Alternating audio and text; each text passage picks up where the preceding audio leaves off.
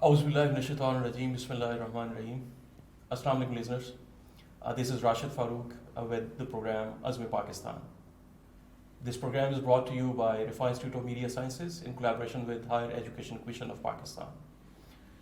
Today we have a theme that is UNESCO's global initiative of media information literacy. You are listening to this program on FM 102.2 and you can watch this program on H.E web portal as well. As I said, this program is in continuation with the global initiative of UNESCO, that is media information literacy. Listeners, this initiative provides space, it provides opportunity for people, communities and societies to interact with each other to develop this world into a better living place. For taking this initiative a bit further, Rizwan Institute of Media Sciences has opened a window of discussion under media information literacy. For this purpose, we have the honor of the company of Mr. Rolf Holmboe, who's the ambassador of Denmark to Pakistan. Welcome to the show, sir. Thank you very much. I hope you're enjoying your capacities and capabilities to bridge the relationship between Pakistan and Denmark. Of course I am. The good thing about being an ambassador to Pakistan is that you have many opportunities and many various instruments you can bring to bear to bridge the cultures, to create mutual understanding, and to work for some of the common challenges that we are facing in the world. Pakistan is facing challenges, and we are also facing challenges, and some of them are the same. And we can actually inspire each other, we can help each other in solving those problems. Excellency, how do you feel this? How important it is to bring the people of two different and distant nations together? Since I understand that there are various differences on sets of values between both the nations. How do you feel? Is it very exciting or is it very challenging for you? It's always a challenge. I wouldn't call it challenging. I would say it's a challenge to do it. It's a challenge to, because Pakistan comes from one cultural context, Denmark comes from another cultural context. Okay. And of course there's some things that are different, and some things are, very much alike, much more than you will actually think. And like for example, what the similarities which one? Well, my favorite one is Pakistanis love food and Danes love food. Love it. Okay. So basically, there are some things that we like. There are some things that I like. Some things that are different. Also, we have already learned, from the Pakistani context. We have a large Pakistani diaspora community in Denmark, and they have brought, some of the cuisine, the love of mangoes. Do you like oily food and stuff? Probably, in the fusion sort of spirit, I would probably tend to use a little less oil than would be normal here. And mix oil and water. A Pakistani chef actually told me how to do that. Instead of just putting oil, which is not that healthy, in fact, not healthy at all, you can mix oil and water and you will have the same juiciness of it and you will have a much healthier product in the end. Even Pakistani chefs are doing this now. Yeah, I just heard that your embassy has been working with students to learn and exercise this sustainable food cooking and cuisines. It is. How is that? One, it's fun to do. Two, it's very necessary. I mean, both our worlds are faced with the scourge of diabetes. And Pakistan is particularly hard hit, the fourth hardest hit country in the world of diabetes.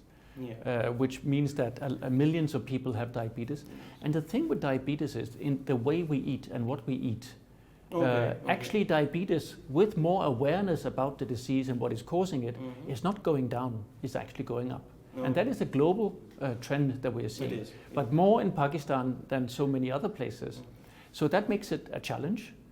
So we have engaged with the government of Punjab, with the federal government, with the government of KP, to try to put more focus on the prevention. Wow. Yeah, and we've been working with the renowned Wasim who, as you know, as a cricket player. He has been working on this.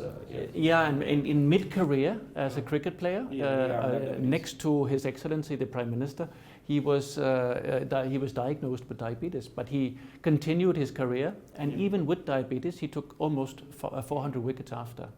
So he's showing, he's the role model for young Pakistanis that you can do it through a little more healthy living, more exercise, Daily exercise, that's the thing you need. That is the thing that is hard to argue for in Pakistan.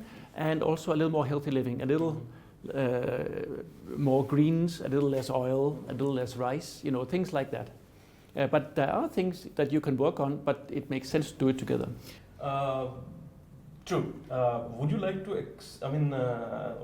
to? Elaborate a bit more on the initiative that your embassy has been taking for the last so many years in Pakistan about healthcare, especially? Yes. I mean, we're working with a Danish company called Novo Nordisk. Okay. And Novo Nordisk is a company, it was the first company in the world to actually do insulin. And insulin is the medicament you use to control diabetes. True, yes. But this was a company that is founded by doctors, so it's not, a profit company like as such. What they do is they turn their profit into research and development to provide even better and cheaper solutions for the people afflicted with now both diabetes but also obesity, because those two things are pretty much related. So they're working on these fields, and they're active here. So we go in with the government of Punjab, and we were just up in the KP together with the chief minister, with Mr. Wasim Akram as well, and Novo Nordisk, who financed a mobile van to do early diagnosis of diabetes. Because if you have early diagnosis, you may not even need medicine. And you will not have the follow-on diseases that really cost a lot for society and for people, and that give a very poor quality of life for the people afflicted with them. If you just, let's say you're a doctor and you tell me I have diabetes, and you tell me you have to do more exercise and you have to live more, eat more healthy, and I do that, then I perhaps can avoid even taking insulin. We're trying to engage with the government and the governments of the provinces here to put more focus on the prevention of diabetes. We do that together with Novo Nordisk, the largest company working within the diabetic field, the diabetes field, and together with the governments on this project. So I'm very excited about these projects. We're doing health rooms in schools. We'll be financing some health clinics in all provinces of Pakistan to show the way forward in how you can put a better focus on not only early diagnosis of diabetes, but also on to tell people a little bit how can you avoid getting diabetes through more exercise and more healthy food. Lovely. Since you have discussed you use the word research, it's not limited to healthcare. I do understand that Denmark has been working on renewable energy, and you have expertise in that. Pakistan, as I understand that the government of Pakistan is now trying to convert towards this renewable thing. So are there some areas that we can see in the future that are going to be a platform for both the nations to come together? There is. I'm very excited about this new renewable energy policy that the government intends to pass probably this month. It's in its last stages, approved by cabinet. It's in its last stages. And this renewable energy policy will take Pakistan from 4% renewable energy to 30% in just 10 years towards 2030, which is a big step. Is that achievable? It is achievable. I mean, even more could be achievable easily. Question, especially with experience that you have in Denmark. Yes. How is that possible, and how we can make it possible in Pakistan? I mean, the planning that the government is doing for it is achievable, and you could do 3 times as much; it would still be achievable. You need to work on the transmission grid, the distribution system, but the projects themselves are putting up the solar panels, putting up the wind turbines. That is achievable. I can give you an example. Back in the 1970s, we had an energy crisis, and we decided strategically we would go for back then for renewable energy. At that time, it was not really developed. But then we had a company called Vestas, which is the largest wind turbine producer in the world. It's a Danish company, and they've done all the groundbreaking research in modern wind turbines. Now, of course, there are many producers of wind turbines, but the interesting thing is that Vestas is also interested in coming down to Pakistan and partner with Pakistan in these challenges. And these are state-of-the-art turbines. These are turbines, that will run flawlessly for at least 25 years. Even, it would build in artificial intelligence. It would tell you 6 months in advance, when you have to change a small thing inside. It can feel or it can measure. It will probably break in 6 months' time. you have a warning, and then you can change it in good time. And you know, if you take renewable energy, right now Pakistan, among the most developed economies in the world, of which Pakistan is one of the 70 most developed economies, basically Pakistan has the highest energy costs. Yeah. Which is because there's a very heavy dependence on fossil fuels like oil, coal, and gas, which are the most expensive. I mean, some of the tariffs is 29 cents, you know, for a kilowatt hour, 24. A normal one is a more 12 to 16. Solar and wind can feed into the electricity grid at between 4 and 5, and with larger projects, potentially between 3 and 4. So it just makes best economic sense for Pakistan to go renewable. And you could ask yourself the question why Pakistan has not done it before. Like the entire world is doing it. You know, even the UAE is doing it. Saudi Arabia is doing it. Why has Pakistan not been doing it? And that's why Pakistan has the high electricity cost. It is making the economy of Pakistan less competitive. It is influencing the balance of payments, the trade balance, import, exports, because so much fossil fuel is being imported into Pakistan needlessly. This is an important dimension, and I would like to ask you, Your Excellency, to elaborate a bit more on this biofuel thing. Pakistan is interested in converting towards this thing. How is that? How can we make that? Well, biofuel is possible. I mean, that's been done in Brazil for a very long time. Now, in most countries in the world, you would have a mix of ethanol into the fuel for your car, 10, 15%, depending. And that's a good thing because it makes for cleaner combustion for as many percent as you add ethanol and biofuel. But if you take to the new trend will probably be electrical cars or fuel cell cars. So we are shedding this fossil fuel and biofuel, and we are moving towards alternative means. I can tell you in Denmark, the Danish government has decided by 10 years from now, we will not have fossil fuel cars anymore. They will be electrical or fuel cell, or a mixture of both.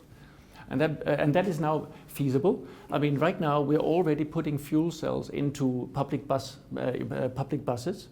into trucks. They will not be going by fossil fuels, you know, already starting now. I mean, now is the time to move. They're taken out of fossil fuel, and the new ones will be fuel cells, which is hydrogen, clean, or electrical, which is made by renewable energy, clean. So it will also improve our air quality in Denmark has improved massively. Now 80% of our electricity is now made from renewable energy sources, compared to 4 in Pakistan. So our air quality has just improved massively. And one of the big problems in Pakistan is air pollution. It's one of the most polluted areas in the entire world. And it's due to many things, but also the use of fossil fuels, and also, of course, the burning, you know, on the fields. So instead of just creating smog and everything. It is. And instead of burning it on the fields, what you could do, you know, is to use it as biomass.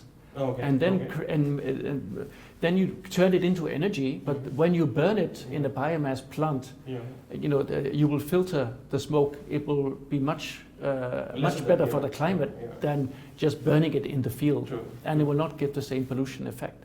So there's many things that can actually be done that is achievable, that the government is contemplating, especially in the energy field, which is the big area. But now, you know, it's all changing towards not just government doing it, it's governments, it's companies, businesses, and individual households as well. Where does people come in this entire thing? Well, basically, I mean, if you go to our countries now it's the youth. The youth are demanding, because, you know, they will inherit the earth. Not us, the older people. We have limited time. But the young ones, they have their whole lifetime, and they know that they will be living with the consequences of this. So they realize that they have to put pressure on us. And so the young people, you know, if you go to any house in Denmark, you know, it will be the school children that will be arguing with their parents to become more green and to do things in a more sustainable way. Because that's what they talk about in the school. That's what they talk about with their friends. You know, Greta Thunberg, a young Swedish girl, you know, she took up this voice. You know, she went and talked to the United Nations Secretary General. She decided not to take an aircraft over. She refused that. Yeah, but to take a sailboat across. You know, to do it in of course, sending a message of sustainability. But the thing is, that she's been the voice of youth in trying to put pressure. And 50 million young people across the world, some thousand in Pakistan as well, also went onto the street when the United Nations had its summit, last climate summit back in September. Since we are talking about youth and young people, along with me, we have our student, a student of Refined Institute of Media Sciences. She has some questions for you, Excellency. So, so, as you have mentioned about the Danish technology and innovation, so as we are just far away from this technology, and in Pakistan the technology is not so advanced. So how the Danish technology helps to improve the whole situation in Pakistan, and especially in the areas of renewable energy, and how can we take some basic steps to improve this situation, the critical situation in Pakistan, to create such opportunities or such areas to make advance, to create such areas in renewable energy. From people's side, maybe. We can listen to something. Well, I see as one of my big tasks is to try to enhance the business cooperation between Pakistani companies and Danish companies. And I see that because there is a win-win solution in this. Pakistani companies, they may not at this point in time have access to the newest technology, and they have a hard time accessing export markets. But our experience is that if you have a cooperation between a Danish company and a Pakistani company, it solves both these problems. It actually gives the Pakistani company access to the newest technology and production methods, quality standards, which is the most important thing for Pakistani companies right now. It's to enhance the quality standard to go on to the export markets. And these partnerships, through that, the win-win situation is, of course, that the Danish company can help the Pakistani company export, but also the Danish company wins by the fact that they will have a market share, a larger market share in their area. And if you talk about renewable energy, when this new renewable energy policy comes out, then the government will make what is known as large auctions, where they sell off a plot. So they sell off a plot of some size. It's probably some hundred, perhaps some thousands of megawatt in one size. That is auctioned off for a company to take on that, to develop it, and then put up, let's say, 1,000 megawatt of wind power or solar power. And that would probably mostly be international companies with the expertise. But in doing it, what they will do is that if it's done the right way, then the international company would partner with local companies for most of the work. That would already be a technology transfer. And if the market continues to expand, perhaps companies would also place production of these elements inside Pakistan. So through that, you would have a transfer technology that in the longer run can help Pakistan, and Pakistan can then actually perhaps partner with companies outside for projects outside Pakistan. I can give you an example. Vestas, the Danish wind turbine giant, they do so-called hybrid plants, and a hybrid plant is wind, solar, and storage.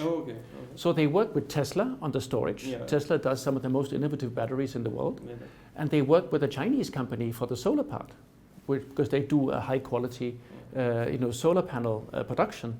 So sometimes if you can build the quality of your production, you become viable not only for the Pakistani market, but you become interesting also on the international market. So as we are discussing about the present condition and situation in Pakistan, so how the embassy and how the Danish technology and everything can help us to improve and sustain the social and economic cohesion in Pakistan.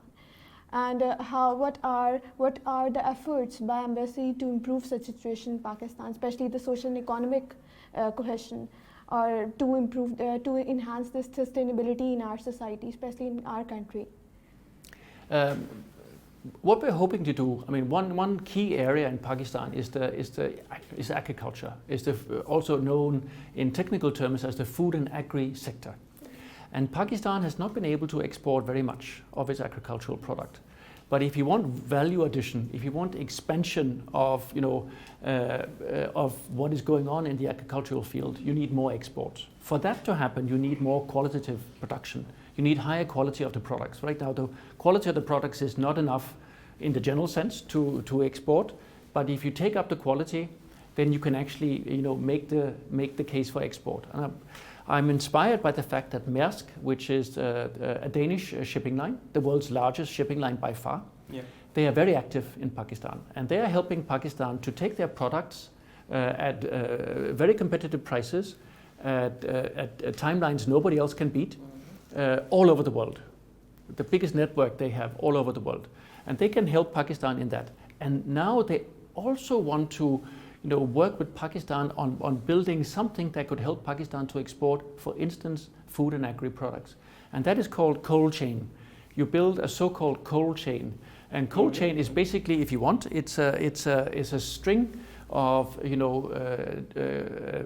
refrigerators, warehouses that are refrigerated. So the produce immediately comes into a warehouse where it stops or slows down the fact of it going bad. You can, if it's in a fridge, like at home, it lasts for longer. If you keep it on the table, it lasts for a shorter time. Yeah. So they build a fridge, the trucking will be refrigerated. Yeah. That's called a cold chain. So you do a cold chain all the way down, almost from the field and to the fork, to the consumer actually, buying the product. It's cold chained all the way down. And then you can have products, because then you can take a fresh product from Pakistan, you can take it to, for instance, the Middle East, and sell that product because it will still be fresh when it arrives in the Middle East. So cold chain, so Maersk, the shipping line engaged, the Danish shipping line engaged in Pakistan, they're looking at, with interest in doing this for the benefit of millions of Pakistani farmers, millions of Pakistani thousands of Pakistani agribusinesses, small agribusinesses, that at this point in time have a hard time exporting. I hope you have enjoyed Pakistani mangoes last summer. Very much, very much. I always look forward to the mango season. Yeah. And also the ones, not just a mango is not a mango. Yeah. I've learned that in Pakistan, that you have this, you have the Anrodatol mango, you have the chonsa, voluptuous, good for juice. You have the white chonsa, which is good for, we do a lasagna. But instead of the pasta plates, we use the white chonsa cut as a pasta plate. And you think it might be sweet, it is not. It's just very light and they are very soft. I'm sure in the season you can come back, you will enjoy. Lovely. So what other things, from the Pakistani culture, what do you like the most from Pakistan? Well, I've enjoyed travel around the country.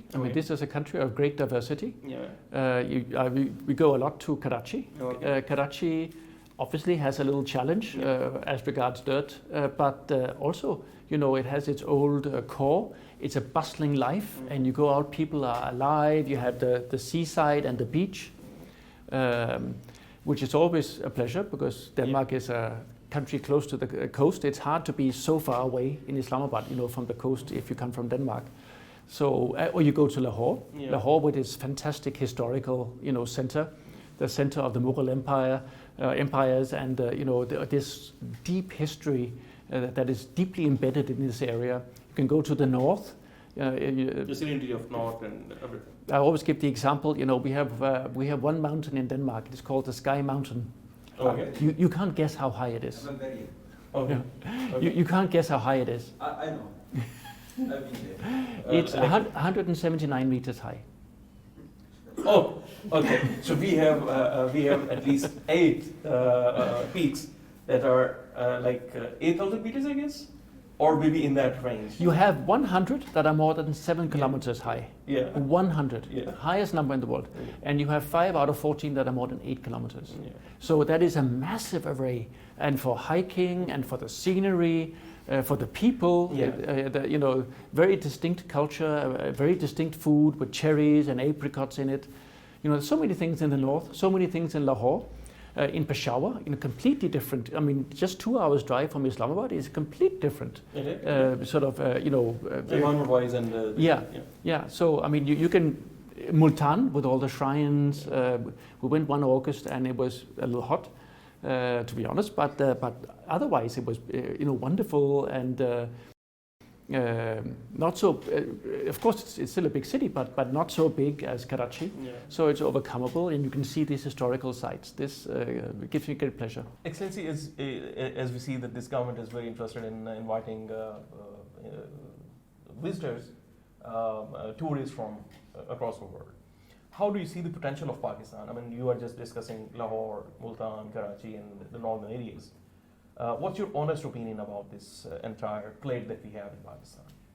Well, there are many opportunities. I mean, you have the sea, you have the coast. I mean, for instance, from Northern Europe, when it's cold and grey and dismal in our part of the world, a lot of people travel to southern shores to get, some sun, which Pakistan has in abundance, and some sea bathing, and having some fun, having some nice food. So you have the sea, you have the mountains, you have the historical centers, Lahore, all the way down to Multan, to Bahawalpur. I mean, there's many things that you could offer, and because people demand different things. So there is a possibility that can be explored. But it still needs to be explored in a way that you have to build the infrastructure. Right now, it's the incidental tourists that come to Pakistan. It's the single person or small groups that are very interested, and they come here. For raffle side, otherwise they don't. Yeah. But for the bulk tourism, you need an infrastructure. I can give an example. In Egypt, along the Red Sea coast, in the middle of the desert, you see a group of 5 hotels, put together. They cleaned up the beach. The beach is lovely and nice, and they have sailing, and they have one or the other. They have some opportunities for people. True. And not just one hotel, but the 5 hotels. So you can go to the restaurant, the 2 or 3 restaurants in your hotel, but you can also go to the other restaurants, which would make, if you're staying more interesting, you can go to different places. So that is also a solution, but you need it. In the north, you probably need a little easier access. You need aircraft being able to land a little more direct in Gilgit, which I think is a challenge because you need some technological changes, to the runway, and because it's a little challenging, sort of landing up there. But you will need some changes, along these lines to facilitate the fact that tourists come.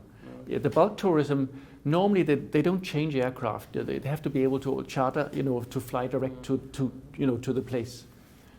Sir, being a student, we find many opportunities in Pakistan in education system, but what opportunities the Denmark embassy or the country Denmark can give to the students in exchange program or the scholarship and all the opportunities over there, and how can we students can get that opportunity to go to Denmark and to visit the places, and especially we can study there. On advanced level, on a higher level. So how can you find this, and how the country help us? The main thing we're doing is actually through what is known as the Erasmus program, which is the European Union doing it. I mean, all the member states, they have assembled their efforts in the Erasmus program that we all co-host and co-finance. And the Erasmus program takes 1,000 students from Pakistan every year to Europe, of places of their choice, to study, and it could be undergraduate, graduate, or postgraduate. Okay. And normally they go for a year. They can also go for 2 years, and they will have a full stipend. The cost will be covered. So it means that you don't have to come, be very rich. You can come from whatever background, and if you, through your grades at your university in Pakistan, you can qualify, then you can become eligible for this. Otherwise, I mean, the way we do it normally is. Through university to the university cooperation. So if there is, if Pakistani university creates a cooperation program with the university in Pakistan, normally there would be an agreement of exchanging so and so many students per year. So that would also be a possibility. We don't have any at the time, but it's completely foreseeable that in the future that such cooperations could be, could be established. We have many countries around the world. The perception, of course, of the security situation is what we are still struggling with. We have a big problem. I mean, now the security situation is stabilizing, but still the perceptions are, that is not safe. And we have to overcome these perceptions. And, in due course we will, as the stabilization continues, that will subside, and then it will open up again, and then there will be some possibilities, I'm sure. Thank you so much, Excellency. Listeners, today we had with us the Danish ambassador to Pakistan, Mr. Rolf Holmboe. Thank you so much for listening to this program. Maybe next time, inshallah. Allah Hafiz.